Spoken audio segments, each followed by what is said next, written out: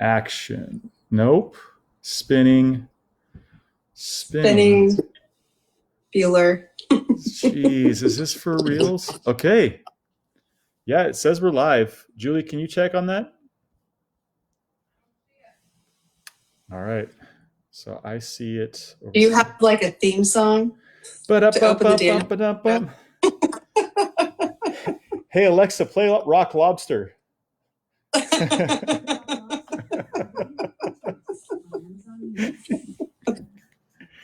Volume, Alexa, volume 7.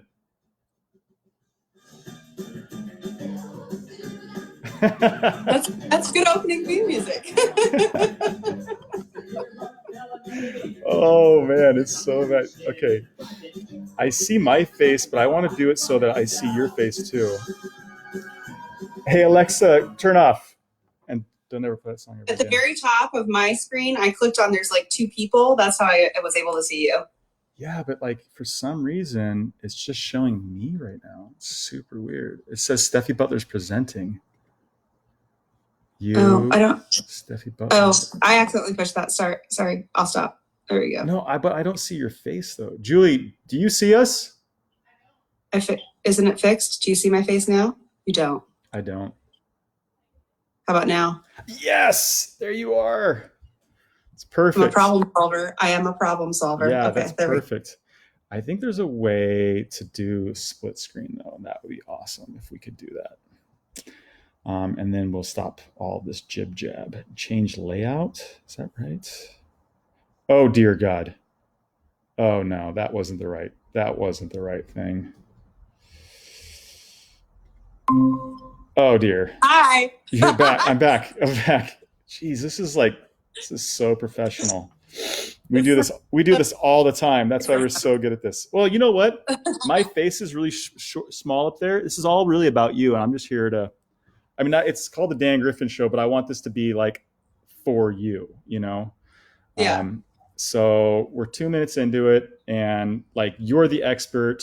The whole point of this whole thing was to say, like, when I first started out, I had this idea that like businesses are only valuable if they solve a problem, and the problems are the value. And a lot of people want to like hide problems, and I'm like, that doesn't make any sense. So I'd like to give businesses like a platform to say, these are problems and these are my solutions to problems. And when you do that, it's a valuable thing for society. Like, because people are sometimes feel creepy about business or about sales or about any of that stuff. And to me, it's like, no, you have this problem. Here is a solution that I can provide. So let's just back up real quick and give people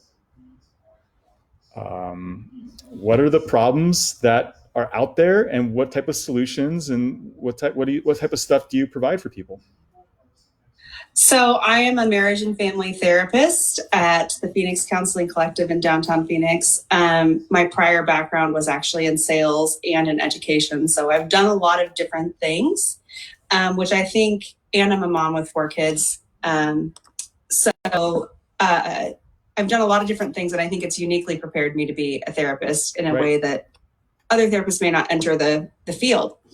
What are the problems? I think right now, the problems have drastically and quickly shifted. Yeah. I think people are still having their normal stuff that they bring into the therapy room, but it's also coming with this kind of cloud around it. Right. And that's been an interesting transition. My business has gone from sitting in a room with people and holding their stuff, as I like to say, holding their stories, to doing this. Right. And I'm finding that 10 years as an online teacher is paying off dividends, because I'm comfortable. How go through that process, because that's really interesting to me. Teletherapy? Yeah, teletherapy, and you have like a educational component to it that like you have total comfort there, and whereas you're kind of like the teacher that's like fresh out of school, that is like, when all the students, not that you are that way, but all the students are like, man, I've heard this like 10 times. My teacher has been teaching for 40 years right now, doesn't know how to do anything on the Mm, computer and can't present to anybody. You're like the people that are yeah. like, I know how to do this. This is not a problem. Yeah. Yeah. It's been interesting. I know one of the things you wanted to talk about is mental health professionals. I think for people that have done therapy in a room for a really long time with their client and haven't done a lot of this teletherapy, what I'm hearing is they're exhausted. It's taking more of their energy than usual. They are having trouble. A lot of therapists, rightly so, integrate what I call body work. And so we pay attention to the whole body from the toes to the tip of the head, because our bodies carry messages and they carry information. And so what I say with my mouth doesn't always match what I'm saying with my body. And that can be a really good cue for a therapist who is aware. If I'm looking at you like this, I can't pick up on all of that. What's interesting is, and I've done a lot of research about our micro expressions. I can fake a lot. I can't fake my micro expressions. So like right now you're smiling and I can tell it's a real smile because these little lines in the sides of your eyes are crinkling up. That doesn't happen when you fake smile. Right. Interestingly enough, a downward turn of the lip quiver, you can't fake that. You have to have an authentic emotion behind it in order to have that micro expression because it's autonomic. So if you are aware and still and mindful enough as a therapist, you can do the same work. It's a different approach. It's so interesting because I was just having a conversation today about people coming to therapy and then bringing their problem actually to the therapy session, as opposed to saying, I'm going to therapy. Like saying like, yeah, saying like, I'm coming in for that person or those issues, Yeah. I'm not bringing my actual stuff out. And like, right. Can I talk about my husband's problem? Can I talk to you about my mom who's a problem? Yeah. Right. And if you're like picking up on all of that facial expressions, I guess probably that's just part and parcel of the trade too, right? Yeah. Most people come with other people in mind. I need you to fix everybody else in the world so that I can feel better about it. Yeah. Teach me how to be comfortable with all of these people because they're my problem. Right. Right. If only I could blank with them. If only they would blank. Yeah. I think that's a common feeling. So, so mental health is changing, and I would like to honestly see this become a more permanent change. Yeah. I don't think anything replaces having a client in the room.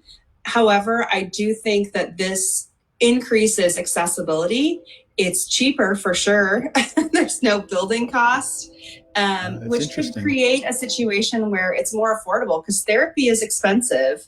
The average therapist charges is between $90 and $120 here in Phoenix. And that's for a new therapist that's on an assisting license. A fully licensed therapist can be $150, $180, $200, $250 an hour.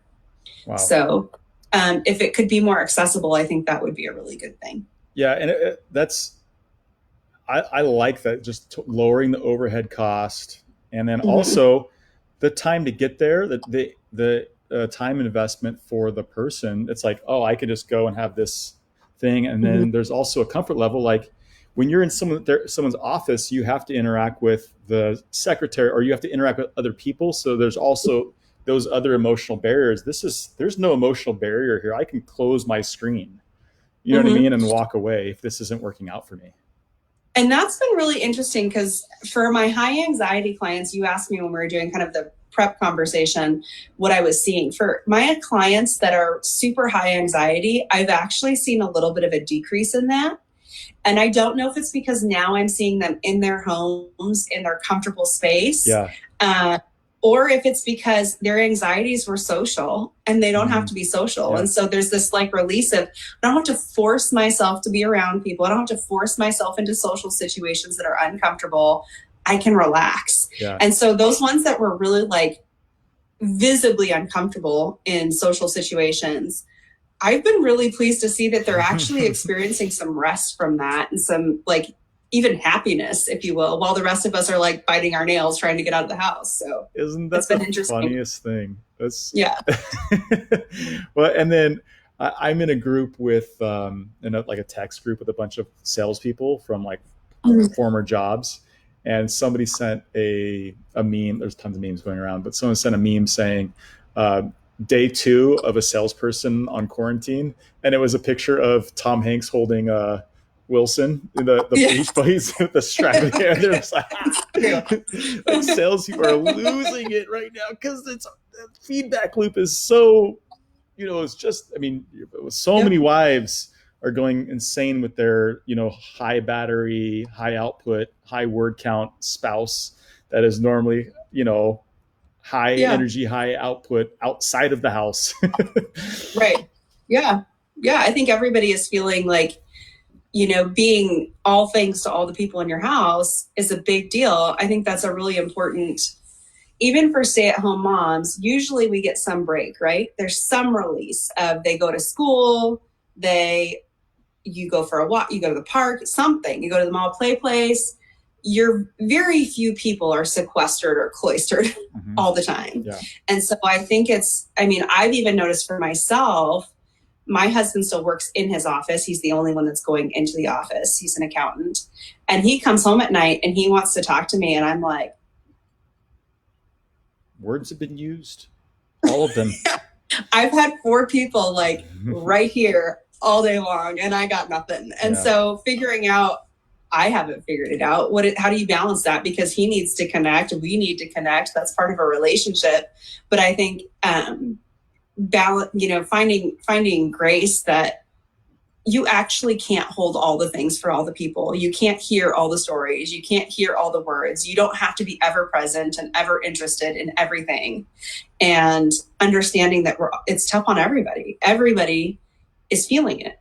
Nobody is immune to this. I mean, globally, I have friends in Austria and South America and, Asia, and they're all posting the same things for the first time ever. Everybody is experiencing this globally. That's really interesting. Yeah. Two things. First thing, you said something really interesting. I've had this thought many times about the role of the parent in relation to the role of the child. And there is this point in which you can honor the child and listen to what they're saying, but then you can't listen to all of the things that all of the children are saying all the time. So you have to, in a certain sense, cherry pick those like significant things where it's like, oh, this is like a memory making moment, or this is a blank moment. I don't know. Is there some language for that that's like more sophisticated than my little fingers doing this? Maybe I'm. First of all, I think it's a very different dynamic. You have a big family like I do. And I think this is why a lot of people choose not to have a lot of children, because they feel that children deserve your undivided attention all the time. My view, my frame of mind is different because none of us lives in a world where we are heard 100% of the time.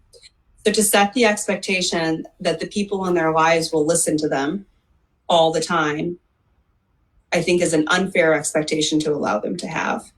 So one of the things that I have not done, so I taught kindergarten when I was 23 for a hot second. And then I was like, I'm not meant for this job. I'm not a saint. Kindergartners do not get sarcasm. And my biggest problem was these little kids would ask me to go to the bathroom and I'd say, just a second. And then the next thing I know, they're like, teacher. And I'm like, at least once a week. And I was like, this is so wrong on so many levels. I need a different job. My point is that with my own kids, I sometimes forget to come back around. So I'll say, give me 10 minutes. Give me 10 minutes. Give me 10 minutes. And by the end of the day, I have a 4-year-old who says, you never listen to me. That's amazing that he says that to you, though. Does he say it like that in like a hurt way? Oh, yeah. Yeah, I have very sensitive boys that are we do a lot of, I'm a therapist. Their mom is a therapist. So we do a lot of talking about these things. So not forgetting to circle back around and say, you know what, you're really right. Mommy forgot to come back after 10 minutes. Yeah. And I'm really sorry. So I think one of the most powerful things you can do as a parent is learn to apologize when you're wrong. So when your kids are hurt, you're wrong, regardless of if you're right. So if their heart is hurt, you apologize, period. And you say, I'm really sorry I hurt you, because that's not my intent. You're right. You deserve to be heard. let's do that now. Or can you set a timer? I mean, we all have Alexa or Google Home, right? So can you set in a timer for this time, and that will do 15 minutes of just me and you. And so that they get your undivided attention, which every one of your kids really deserves. When you have 4, 5, 6, 8, 10 kids, does anybody have 10 kids anymore? I don't know who those people are. Yeah. But when you have that many kids, that's a lot of time to spend undivided. But I think when they're, really little, it's really important to let them know that their words are important. Yeah. Even if they seem insignificant. I love it. This is all right. I want to maybe, like, for people that are just joining us or coming in midstream, I just want to like take a quick step back and give some like parameters for like maybe some more structure, so people aren't just like, I'm just listening to people talk. All 20 people, all 5 people that will listen to this. You probably have a bigger audience than me. I haven't done this in like a year, probably. I was doing this pretty hardcore about a year. It was about a year ago I was doing this. All right. Red Patty was born. Yeah, that's right. So we're going to do kind of like I invited Steffi, like I said, she's a mental health professional.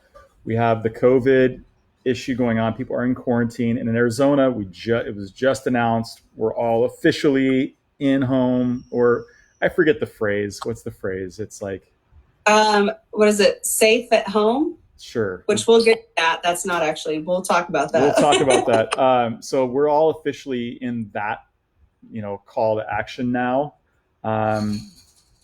And so some people, like we've already discussed, are doing well, like amazingly. Some people are not doing well, and we need to say that out loud. And I would like for you to take a charge on that, of like being like, these are the people. And guess what? All of you people that are like this, it's okay. And like, let's just call it out and call that out for people that need to hear that, because there's people that need to hear that. And I think you do a really good job with doing that. Some other thing, one of the topics we'll talk about a little bit is your mental health colleagues are burdened. And then there's some triggers, and then we can get into some internal family system stuff. And so as it gets to internal family system stuff. Hey, baby. Hey, Julie. Okay. Sweetheart. Hi, sweetheart. Hey, Penny Jane. Hi. Okay. There we go. Real life. It's raw. It's raw. That coasting thing was going so well. Yeah, it's true. It's getting raw. All right. So mental health professionals are burdened. Families are burdened. You were at IFS. We'll talk about IFS. I'll do some directory stuff. Okay. So that's kind of like a brief overview, but I have a quick little story that I'd like to just use to kind of get us back into some of that mode. I was just reading to my son. We read every single night as best as we possibly can, which turns out to be like 96% of the nights probably. And I was reading a little comic book of the Odyssey, and I bought it for Penny because she's named after Penelope, which is Odysseus's wife. Not named after, but it was kind of like an inspirational name. She's the first Penelope. Not here for that. I can go down that route for a while, but Nolan's fascinated by the back cover. So he's like, wants to read this book because of the back cover. And on the back cover is the Cyclops. And the Cyclops is a giant. He's on one of the islands, and Odysseus is with his men are going island to island trying to get home, and all these problems arise. Like, back to the problem. All of these problems arise, and Odysseus has to rise to meet those problems.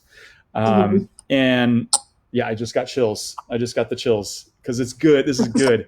And the Cyclops lives in a cave by himself. And he's got just one eye, right? Just one eye in a cave by himself, has livestock and sheep. And there's other Cyclops around him too, in their little island. So the scene is perfect for this scenario, for the COVID scenario, because it's a Cyclops with one eye in a cave by themselves. Yeah. Like I think you know where I'm going with this. So Mm-hmm. you got a myopathy, like just focused on one thing in a Yeah. cave. We Yeah. can dissect it later, but I'll tell the story real quick. So the Odysseus is like, man, this is a cool cave, and he and his men kind of cruise in there, and they bring some wine with them. I guess Homer thought that would be a good way to move this plot along because there's no real reason to bring the wine along unless they're just drunks. But Never a good basically, story without a drink. yeah. So Odysseus sees the huge cave, goes in, and then those men are like, man, there's a bunch of wheels of cheese in here. No joke. They're like, we should take this cheese back to the ship and get the heck out of here because there's these huge wheels of cheese. And Odysseus is like, no, I'd like to see who lives here. And they're like, that's weird, but okay. So they hang out in this cave, and this giant comes in with a flock of sheep and then rolls the stone to cover it. Interesting fact, this is 1,000 years prior to any publication of New Testament work. Any food for thought. But sorry, don't want to go down that route either. So rolls the stone, huge stone, covers the cave. So now the Cyclops is trapped in a cave with these warriors that are trying to get home. Right away, lights a fire, discovers two of them, bites both of their heads off, eats them, and then takes a nap. Wakes up, builds a fire, and then realizes, oh, there's more of these guys in here. He's like, oh, whatever, I'm falling asleep. Comes back the next day. I'll speed this up. Comes back the next day, sees Odysseus. Odysseus is like being all dramatic, gets him drunk, then takes a stick, pokes him in the eye. And this is the best part. Before he poked him in the eye with the stick, he was like, thanks for the wine. I really appreciate the wine. What's your name? And he goes, my name's Nobody. And so Odysseus tells him, my name is Nobody. And so then he pokes him in the eye with a stick, and he starts yelling in his cave by himself, nobody is attacking me. Nobody has attacked me. And his giant friends are outside the cave coming to see, hey, what's going on? He's like, nobody is in here. Nobody is hurting me. And then the giant's like, you're crazy. You're sick. You need to sleep it off. And then they leave him alone. Then Odysseus and his men, escape with the sheep later. Wow. I mean, so I think I lost like 20 people probably just now, but I think a lot of the start parts that I wanted to go with this probably already. So solitary confinement, people that are pushing other people out of their life, and then we have that forced separation that's occurring right now with our neighbors that are so close, but they're like, and then when they're like uncovering, going through a problem, they may have misinformation about how to talk about it. I was like, what is happening when I was reading this? Because I'm like, this is perfect for this discussion. Right. Yeah. So, well, and I like the end. I think so often we forget that it's possible for nobody to hurt me and me still to be hurt. And I think so often we're looking for a villain or a perpetrator. Yeah. And sometimes we can become the perpetrator of our own abuse and our own terror or whatever it is. You know what I mean? Like a lot of times for people that have experienced traumas, years later, they've taken over. And so it does feel like that. Nobody's hurting me. Why am I hurting? Right? Even though there was somebody actually hurting him, there is that sense of, and I think too, when we're stuck in solitary confinement with people, if you're a parent, with people that want something from you, it can feel very triggering in a lot of ways, in that, like, I lost my train of thought. When you're stuck, nobody's hurting me. It can bring up all of that stuff. And then your mind starts going and your internal parts just start playing all of these loops.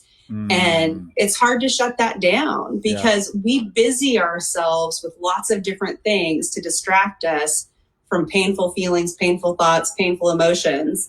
And unless you're binge watching Netflix right now, there's a lot of stillness and a lot of quiet, and it's hard to busy the mind. So I don't know, this might be a good time to just jump in. Totally. To like what are people going through at home? Like if you have anything in your past that has caused you pain, there are coping mechanisms that we all use. Some of the most popular are distraction, dissociation. So dissociation is like if you've ever found yourself driving home, if you're having a conversation with somebody and suddenly you realize you have no clue what this person is talking about, but you've been participating in the conversation. Right. That's dissociation. Right. Detachment. This is every mom doing dishes, not wanting anybody to talk to her, just going about things. I'm not connecting with anybody, just doing the tasks. Yeah. Some of the more extreme ones are any kind of drug or alcohol use. Right. It doesn't have to be alcoholism and addiction. Use. Right. Going to sleep. Are you sleeping all day long? Cutting, suicidality, binge eating, all of those things are ways to cope with hurt. And so in these times when we are not able to busy ourselves and manage our way out of painful feelings by keeping busy and working out and connecting with people and maybe even handling it in healthy ways, we might see these other behaviors that are less helpful long-term pop up again when we're stuck at home. And that's really one of the dangers of this is we are for sure flattening the curve, right? Right. And one of the negative things is not everybody is safe at home. I'm sure a lot of people watching have seen that meme of you're not stuck at home, you're safe at home. Right. For a many number of people, for a large group of people, that's not true. Yeah. If your husband's your abuser, you're not safe at home. Right. If your parent is your abuser, you're not safe at home. Right. We have friends in the foster community and intakes went from like 30 or 40 a day to 5. What? We did not suddenly solve child abuse problem. Right. So where are the other 25 kids who should be doing intakes every day? Right. They're stuck at home. And there's no teacher seeing the bruises. There's no teacher feeding them. They're just stuck in that abusive place. Hey, Steffi. And that can be true for adults. Yeah. Did someone just turn like Netflix on at your house? I think. Why is it on the thing? No, but it's like you just went really pixelated all of a sudden. I'm clear, but like there you go. You look clear. Hang on. Pause. I just want to make sure. Sorry, I just want people to see do this. Nope, you're good. I'm gonna turn. Let's do this. Is that better? Yeah. Is that better? Yes. Okay. Yes. So for a lot of people, it isn't safe. And I would say to anybody that happens to be watching, if you're in a domestic violence situation, and domestic violence can be no access to money to buy food or clothing, basic needs, no access to communication with the outside world. It can be physical, but oftentimes it is not. Oftentimes it's emotional. And right now, if you're stuck in a house with someone that's an emotional abuser, that's hard. Yeah. That's hard because you probably look forward to them going to work every day. So I think for those of us that are not in that situation, being really aware, watch your neighbors' houses. You don't have to see the people and touch them to know what's going on. Be aware. Almost every kid that was abused has asked the question, where were the adults that should have known? You know what I mean? Like, who was watching? Where were my neighbors? Where were my teachers? So I think the rest of us who are safe at home owe it to be a little bit more aware of what's going on in our neighborhoods. Right. That's good. So what are some of the things that I didn't even think about, that whole abuse thing that's around us? Like, what are some of the things, like the telltale signs that like, man, this is real. This is really going on. I mean, you would hear yelling probably. Yeah. You would hear, I know I told you I was taking a walk with the boys. We live on a farm and there's some dirt roads that run behind neighborhoods. And I heard a dad screaming at a kid and the kid crying and then suddenly like screaming out in pain. Now I have kids. I know kids scream out in pain when they're not being hit. It didn't sound good. Yeah. You know what I mean? So paying attention to things like that. I would say, if you never see anybody coming out at all, because even right now, I think there should be somebody in their yards, somebody on their balconies. Like, I think I don't, it's really hard for me because I think a lot of times it's this gut thing that we get that we go, something's not right there, Right. and being aware of it and listening to it. Yeah. Got it. Crazy. That Yeah. is, yeah, it really adds perspective. I mean, Yeah. you just don't know. Yeah. Teachers are, this is another reason we should be really thankful for our teachers. Teachers are our number one reporters for kids that are being abused. So, right. I mean, it's probably good they're seeing your kid in Zoom online school right now. You're popping in and out. Are you doing that on purpose? I'm trying to get it so that, there we go. That's what I've got it. I'm good. Can you see me now? I wish I had this figured out. I'm sorry. I should have. That's okay. I'm really bummed out. I thought Facebook Live, when they had the face-to-face ones, it was like a really cool look. So I'll have to figure out something else for my next one. But at the same time, people just need to see you talk through this because you're the expert. So, okay. So kids at home with abuse, watch them, be vigilant. You know, teachers aren't reporting right now. Yeah. They could be, via Facebook Live, or via whatever the interactive medium is. But yeah, that's good. All right. So as a parent, when we were talking about this, you were talking about the word regulate. How do I regulate as a parent? Was that? Yeah. So when we've talked about this before, if you are finding yourself really short with your kids and running out of patience and why can't they do anything right and yada, yada, yada, the rule of thumb is if I'm regulated, my kids will co-regulate with me. So regulation means we all have a window of tolerance. Okay. And it's within this window that we go up and down. And this really relates to how your brain is functioning if you're staying in a cognitive functionality or if you're going into fight or flight. Dan Siegel, who wrote The Whole Brain Child, if you're a parent, you should absolutely read that, talks about flipping your lid. So he talks about this, the first part of your brain is the primal part of your brain that's developed. This is the part that carries all of your emotion. This is the part that responds when you go into fight or flight. As you get older, this other part of your brain covers it. So if this is my head, this is my prefrontal cortex and my medial cortex, and these are the cognitive functions. Now, if you're a man, unfortunately, this wasn't done till you were 25 years old. If you're a woman, probably 18 or 19 years old. Kids don't have a fully developed prefrontal cortex. So they already operate, if you will, with a diminished cognitive ability, much less than your ability. So to expect your children to be able to regulate because you're telling them things is unrealistic.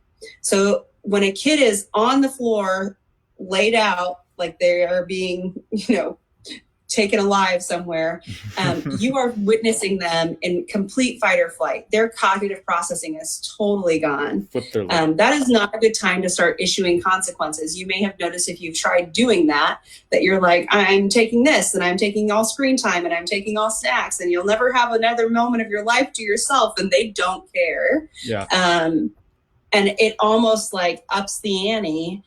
The problem with that is that's not a good time to issue consequences because they literally cannot process. They are completely in fight, flight, freeze, or fawn. And so for you as a parent, and it seems so counterintuitive, if you can go, what is happening for me when I see that in my kid? And you notice, like right now, I'm closing my eyes and I'm kind of going inside. And even just picturing my kid doing that, like it brings up a lot of stuff for me, mostly my lack of control. So for those of us that need to control a lot, it can be really dysregulating to have no clue how to fix this kid's problems. The way to fix it is to relax, to regulate, to bring your own nervous system into this window of tolerance where you aren't flipping up into fight or flight and getting angry and getting short, but you come way down. And so I think, if it hasn't gotten to the full on temper tantrum phase, you can just kind of come down to your kid's level and go, seems like we're both getting really upset. I wonder if it would help if we just took some deep breaths. I think something's probably really bothering you. And when you're bothered, I'm bothered. And then we both get upset. How can I help you not be upset? So I tell my kids about this primal brain, cognitive brain, and flipping your lid. So my boys that are 4 and older, 4 to 8, all have that language. And so when we start to get testy, I say, your lid is coming off. What do you need? How can I help you put your lid back on so that we can continue? It's not perfect every time because we're human. But when it works, it's beautiful. And it's much more helpful than you lost all screens, you lost all your friends, you lost all this, you lost all that. And then we both end up hating our lives because now I have no way to distract my kid because I can't turn the TV on. So I think if you can kind of pay attention to yourself, like I said, close your eyes, go inside. We feel all of our emotions in our body. Our body is connected to our emotions. So if you have no sensation, you may have experienced some trauma that has caused you to turn off your body in a way or to separate from your body.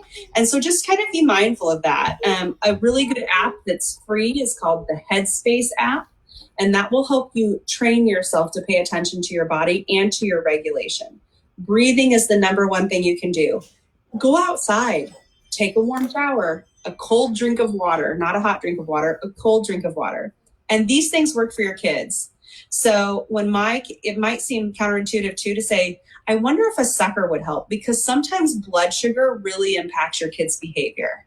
So really, a little dum sucker. This is true for Henry, for my number 2 son, who's 6. If his blood sugar drops, he is heinous.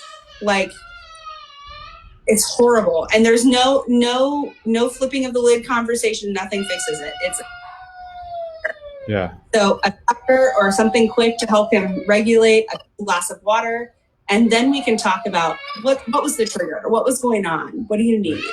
And sometimes I just needed a hug. Sometimes it's something bigger than that.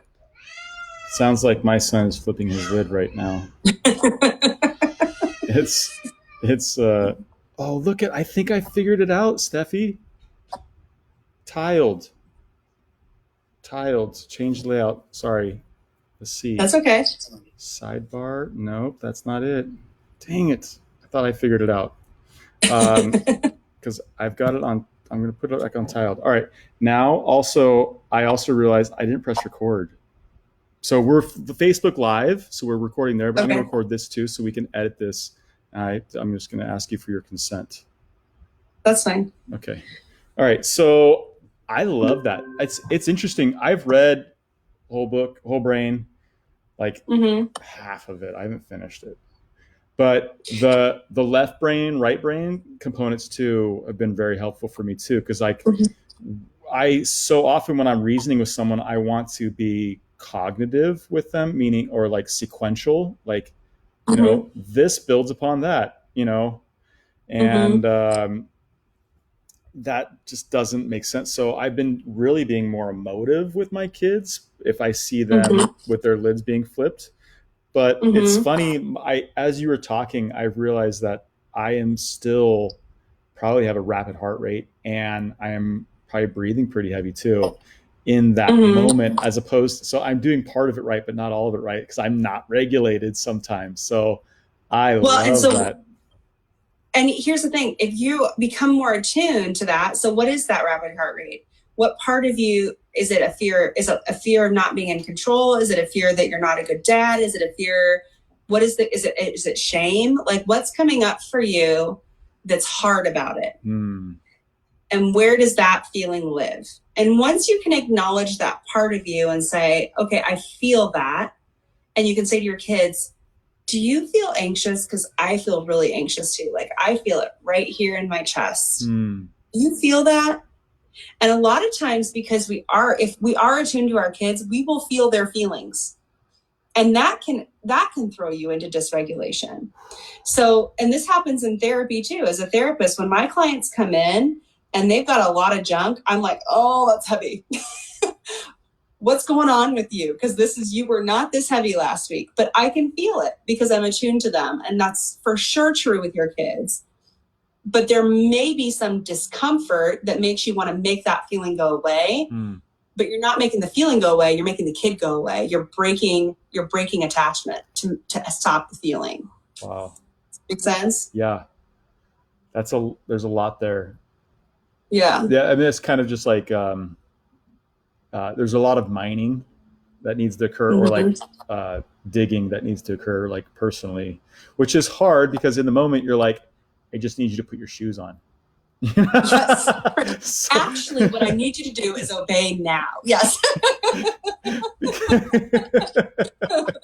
Yes. And I don't want it to sound like I don't hear that. I mean, you know me personally. I am definitely by nature authoritarian.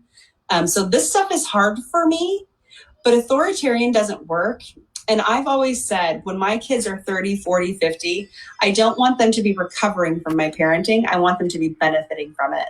And I want them to feel drawn toward relationship with me, not obligated in relationship with me. I have to create that now, not later. Steffi, that's good. That'll preach every day of the week. I'm not kidding. If you just posted those two things in social media like once a week, it would help me. That's good. I'm not gonna lie. That's good right there. Say it all over again. That was so good. I want my kids to be benefiting from my parenting, not recovering from it. And I want them to be drawn toward relationship with me, not obligated to it. That's good. Wow. That comes from a lot of really crappy parenting that I received. That's 20 years of therapy for the bargain price of free for you today. Yeah. Well, yeah, because I know you're a big attachment parenting. Like since you and I talked, like I don't know, a couple weeks ago, I've really kind of been. Actually, funny story. I was parenting Nolan, and as I was talking to him, I realized I wasn't looking him in the eyes. I was like parenting over him. And I was parenting like where I was directing him. I was like, my attention was towards this future or towards the thing that I wanted, not towards him. And I was like, and I told you, I'm like, hey, this might sound stupid, but we got to like look Nolan in the eyes more. Because I mean, I know that sounds really dumb, but when you were talking about the attachment parenting, I realized it's just kind of more like a level of engagement, but there's like we talked about again, there's that balance of you can't hear all the things, but there's still being conscious of it. Back to, okay, so regulating as a parent, this not blowing your lid, heart rate, breathing, and then in a certain sense, leveling with your kids. But there's probably a place where like there's like a baseline or like a basement you don't want to get into, right? Like you probably don't want to go. Your kids can never be responsible for your feelings. Yeah. So you are responsible for caretaking and for helping them problem solve. If your kid is caretaking you, you are parentifying your child. Stop, please. They'll be in my office in a few years. So there's this thing where it's good for them to feel compassion, but when they start becoming the soother, the caretaker, the helper, when the role starts switching, right? So to say to your kid, I feel that anxiety too. How can I help you with your anxiety? If they say to you, how can I help you? You can say, you know what? That's a really good thing for me to figure out because I'm an adult. And I'm here to help you figure out yours because you're not an adult yet. But that's so sweet of you to ask. Thank you very much. Your children are not responsible for your feelings. They don't make you have feelings. None of that is their burden to carry. It's good. That's good stuff. Okay.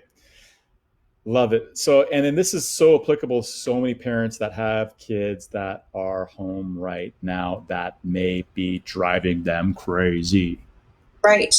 So take your own stuff and hold your own stuff. And if they're driving you crazy, walk outside, get in the bathtub, turn on the TV, take a break, do something, paint your nails, put on a face mask, whatever it is, get an adult coloring book, something.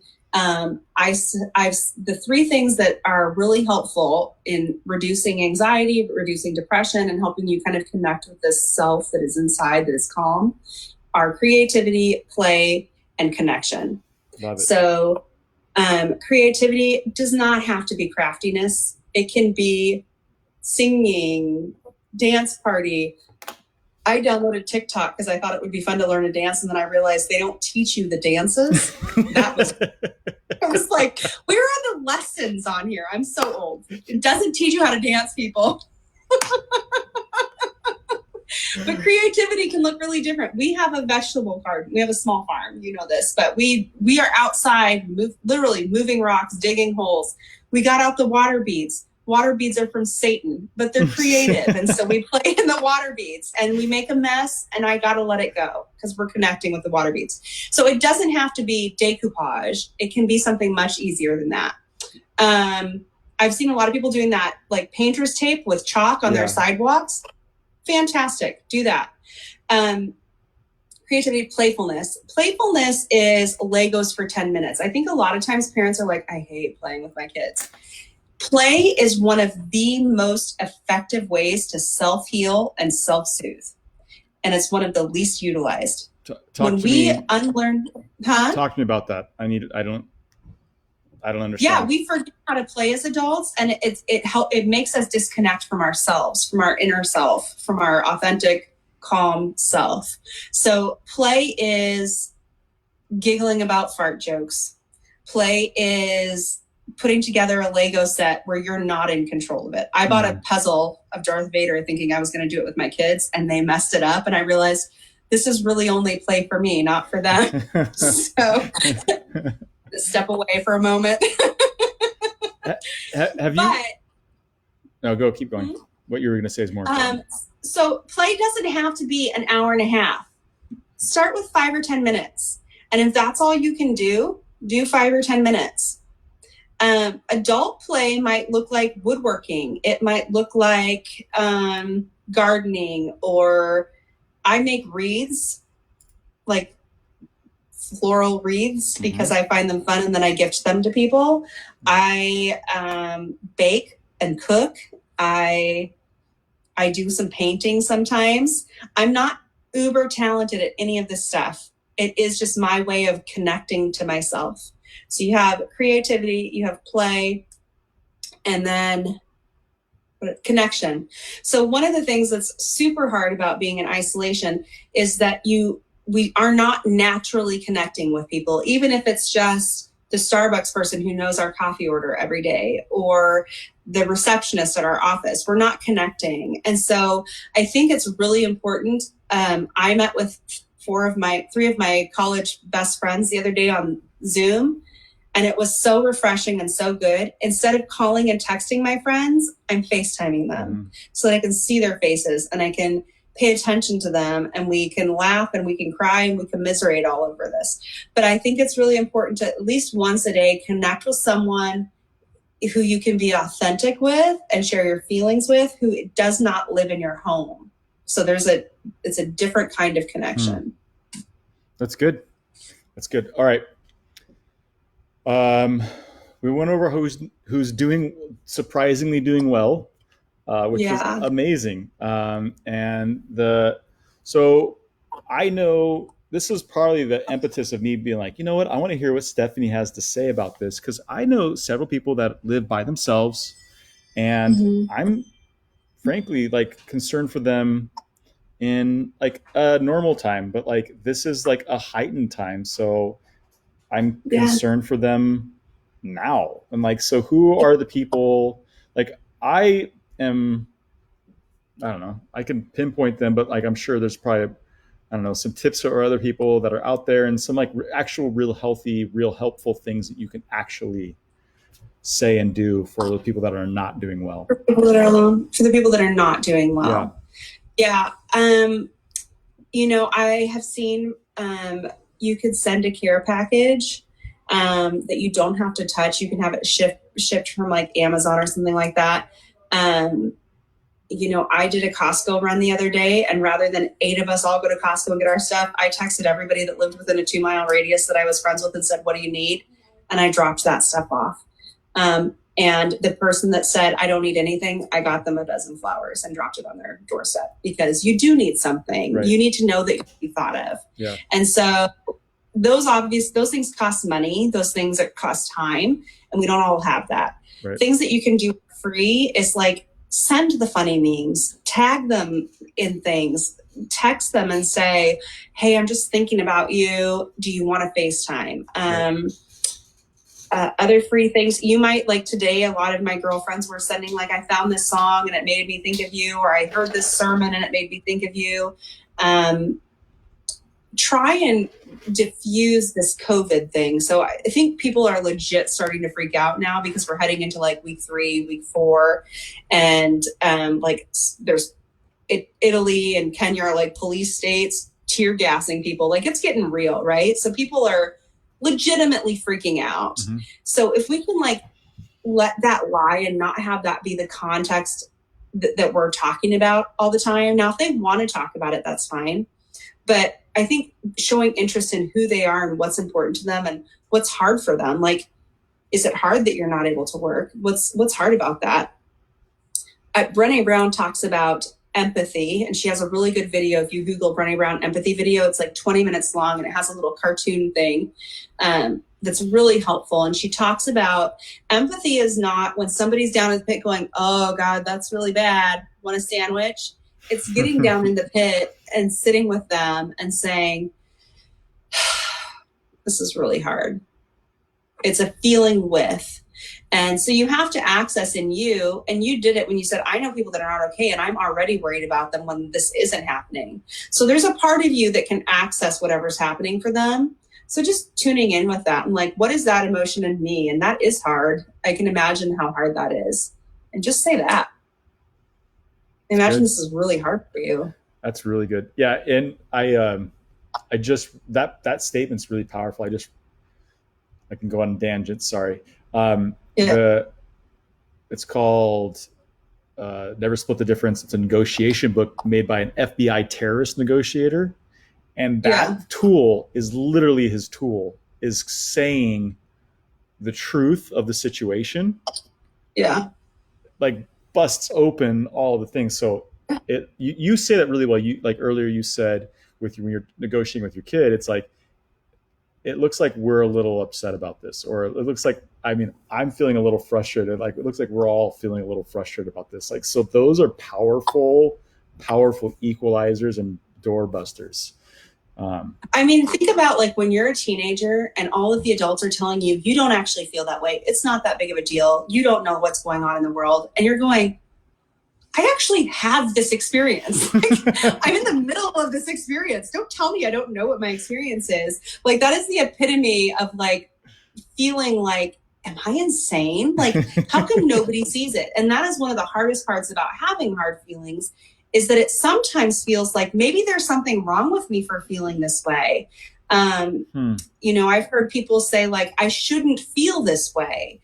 My feelings are wrong. So, and I'm a believer, I have a Bible degree, but the church has done a really poor job of teaching spiritual integration and emotional integration. Jesus was fully integrated and felt all of his feelings. He mourned Lazarus knowing he was going to raise him from the dead, and he let himself cry about it. So we are supposed to feel feelings.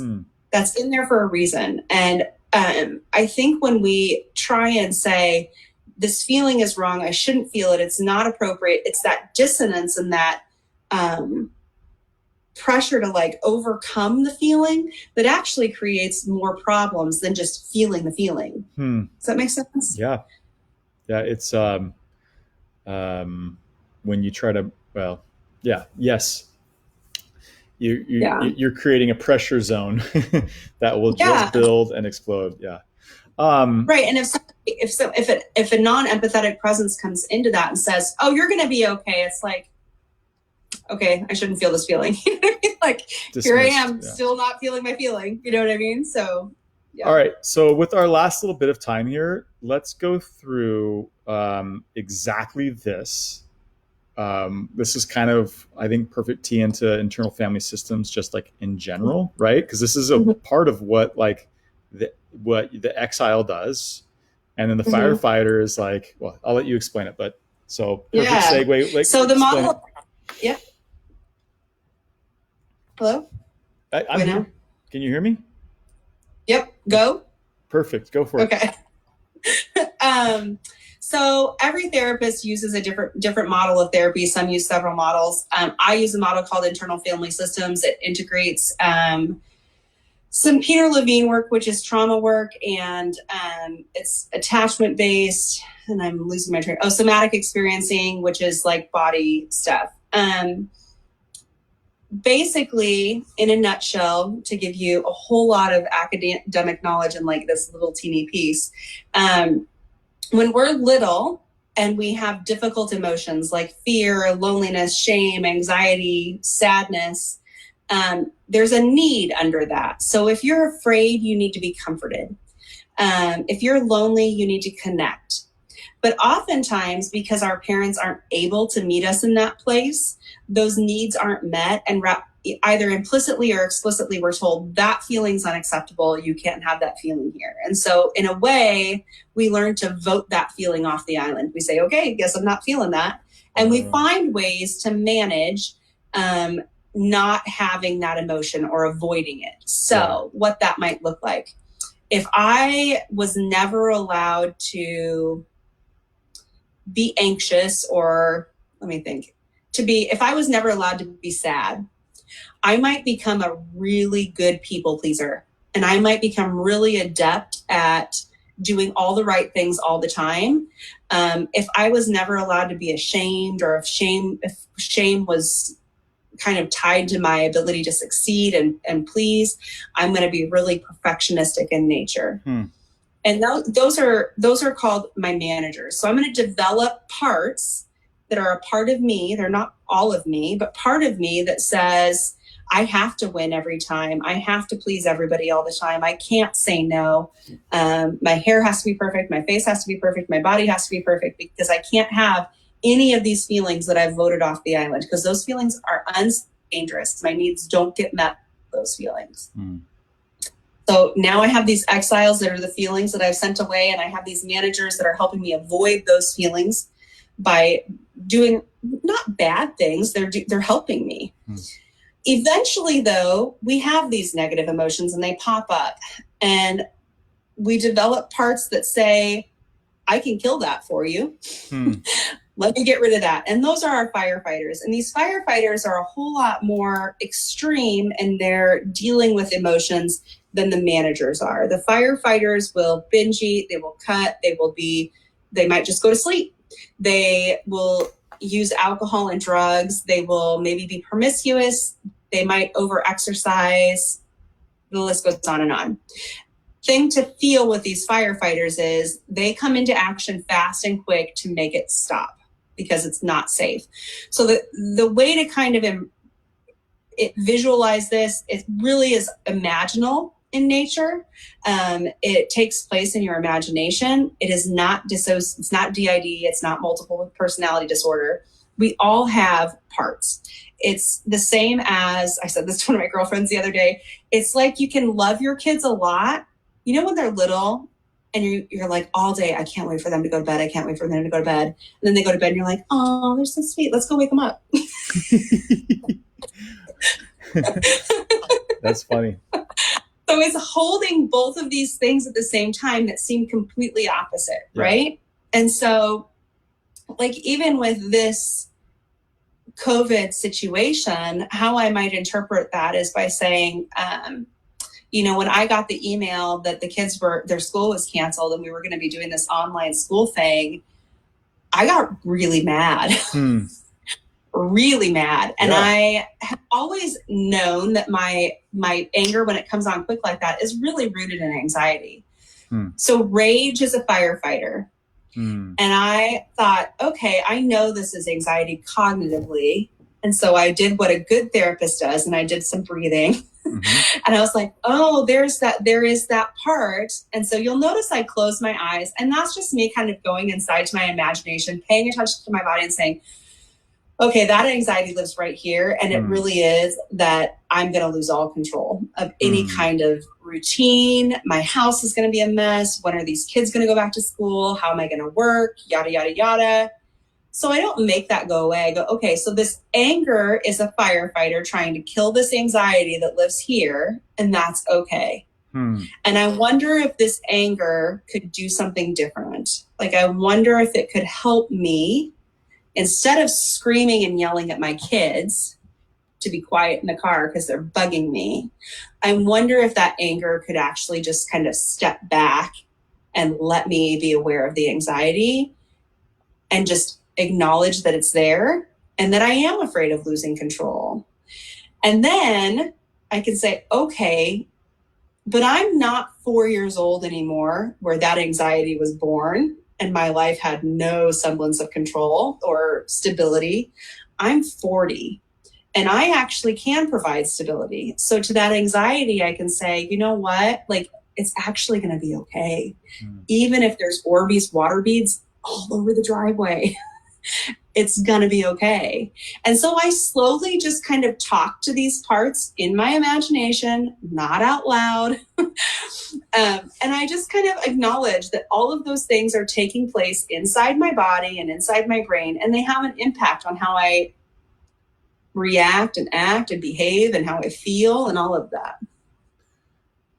Wow, love it. That was good. You know what's interesting? I was thinking about the movie Inside Out. How aligned Yeah, is Inside Out with internal family systems? it's very aligned. In fact, when they started making that movie, the creators of IFS connected with them and they worked in conjunction with each other in the creation of that movie.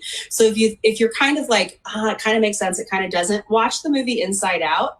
Her parts on the inside are her parts, right? So she has Joy, and Joy is a really good manager. She Mm-hmm. has to be happy, and she's not willing to let anybody touch those emotions or those memories and Mm-hmm. ruin them and make them sad. Mm-hmm. But at the very end, what does she do with that really important memory? Yeah, it becomes a nuanced memory. She gives it to Sad. Yeah. Because Sad is not bad. Mm. And she realizes that the little girl can actually handle Sad. Mm. And so what she does is she makes Sad safe.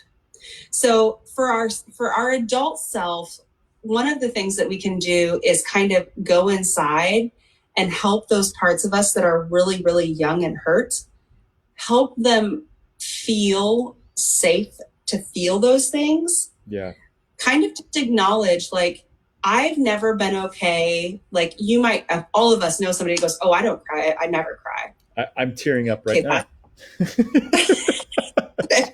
like, we know people like, I mean, I was that person in college. I would chew you out. But I mean, I told one of my bosses when I was in my early 20s that I thought he was weak because he started crying in front of me. And I was like, yeah, I can't work for you. And then I had more therapy. So we've all known that person, but more what you can do is say, okay, why can't I cry? What happens when I even think about that? What happens inside my body? Well, I feel my throat close up. Oh, well, that's really interesting. I wonder why your throat is closing up. Wonder what you're afraid will happen if you let yourself cry. Most people are afraid they won't be able to stop because it hurts so bad. So just acknowledge it. Yes, that's there. Thank you. And you know what? Thank you, Joy and Inside Out, for keeping me happy. You're doing such a good job at that. I wonder if you could step back and let the other parts have a part. Yeah. Let them do their jobs too. Right. And I mean, if you've got any kind of PTSD, any kind of trauma in your background that is significant, and you feel like your firefighters are constantly in play, I would really recommend seeing a therapist that specializes in trauma work, because this is really difficult to do on your own. Wow, that's good. Okay, question. So, not to make this all about Inside Out, but I think it's probably a way that people can connect with these ideas that we're talking about, because a lot of people have seen the movie. Let's say depression would be sadness is at the keyboard, like controlling things. Is that what a depressive IFS mindset would look like, or is that not how this whole is set up? So I think it depends. depression can look different on different people. Sometimes it looks really pissed off. Yeah. Sometimes it looks lazy. Yeah. Sometimes it just looks like a passive pessimist. So for sure, like really depressive people that have a depressive diagnosable depression, is it's just sadness. And so what's happening with sad? Why, what is she afraid of? So if you're going to do this with your kids, watch Inside Out. And you can really, especially if you have foster kids or adoptive kids, this is easy to actually do with them, to say, I wonder what part of you is feeling that right now. And ask them, what's happening in your body? Do you feel that in your body? Do you feel it? Does your tummy feel icky? Does your chest feel heavy? Are you getting a headache? Where do you feel it in your body? And kids will be funny. They'll be like, I feel it in my toes. Like, okay, you feel it in your toes. That's super interesting. I wonder if you could draw that part or describe it, what it would look like. Is it a big hairy blob, or is it a skinny teacher that's judging you? What is it? What does it look like? And ask them, I wonder what that part is afraid of. So it's, where do you feel it in your body? What does it look like? What is it afraid of? And then the last thing is, what does it need? How can we make that part feel safe? So you'll notice Joy goes through this huge ordeal to try and keep those memories safe, because she thinks they're not safe in anybody else's hands. So how do we make it safe for the other parts to come and play? That's good. That's really good. I love this. This is good. See, this has been good. I just forget that we're recording it. I just needed to hear a lot of that. That's really good. Yeah, I love the where do you feel it in your body, because it really takes it out of a cognitive into a material, like locus of feeling. I remember reading, not reading, I was listening to, what is his name? He's a Biola professor. Dang it, what's his name? He's a psychiatrist. Anyhow, but he does a lot of work in the overeating space. And what he said to me was so bizarre, was that overeating is typically not about the mouth. He was saying it's more about like a throat sensation, which was, it's like cutting. I was so blown away by it, that it's like this, like becoming, like it's this acquiring like sensation that like I just never understood that emotional component, but he's saying the locus of feeling is like in this area, which was so interesting that people have. And I guess I kind of have, I guess we don't need to be, but it's really interesting. Thank you for sharing that. So in quarantine, as we wrap up, do you have like a final like charge to, if anybody's stayed with us this long? Yeah. So I think, almost all therapists are still seeing clients. I'm seeing clients online. This is a really good time most of us will see you at reduced rates right now because we're losing clients. So I think this is a really good time. If you are depressed, if you are suicidal, if you are in an abusive situation, if you have past trauma that's being triggered by this, I'll be really honest. My mom was agoraphobic and highly depressed, and we were stuck in our house all the freaking time when I was young. So if I hadn't dealt with this might be really bad for me.